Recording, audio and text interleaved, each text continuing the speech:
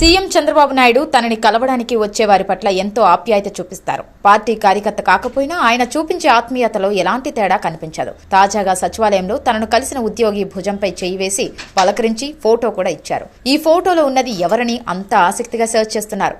ఆయన చంద్రబాబు అభిమాని. ఆయన పేరు ఏ శంకర్రావు. రాష్ట్ర సచివాలయంలో సెక్షన్ ఆఫీసర్. చాలా కాలంగా సీఎంను దూరంగా చూస్తూ ఉన్నా దగ్గరగా కలవలేకపోయారు. చంద్రబాబు తొలిసారి సీఎం అయిన కొత్తల్లో 1996 మార్చిలో ఆ నోటిఫికేషన్ ద్వారా శంకర్రావు టైపిస్ట్ ఉద్యోగం పొందారు. అప్పటి నుంచి శంకర్రావు చంద్రబాబు అభిమానిగా మారిపోయారు. నాటి నుంచి చంద్రబాబు సీఎంగా సెక్రటేరియట్లో చూస్తూనే ఉన్నా ఆయన్ను వ్యక్తిగతంగా కలవలేకపోయారు. ఏపీ సచివాలయ సంఘం ఎన్నికల్లో గెలిచిన కొత్త కార్యవర్గం సీఎంను కలవడానికి వెళ్లింది. సీఎంను కలవాలనే తన కోరికను ఏపీ సచివాలయ సంఘం అధ్యక్షుడు రామకృష్ణతో చెప్పారు శంకర్రావు. దీంతో శంకర్రావును కూడా సీఎం వద్దకు తీసుకెళ్లి ఆయనతో మాట్లాడించారు. మీ వల్లే ఉద్యోగం వచ్చిందని, త్వరలో రిటైర్ కాబోతున్నారని సీఎం చంద్రబాబుకు శంకర్రావు తెలిపారు. ఉమ్మడి రాష్ట్రంలో మీరే ఉద్యోగులకు ఇంటి స్థలం కేటాయించారని, అప్పుడే తనకు ఇంటి స్థలం వచ్చిందని సీఎంకు శంకర్రావు చెప్పారు.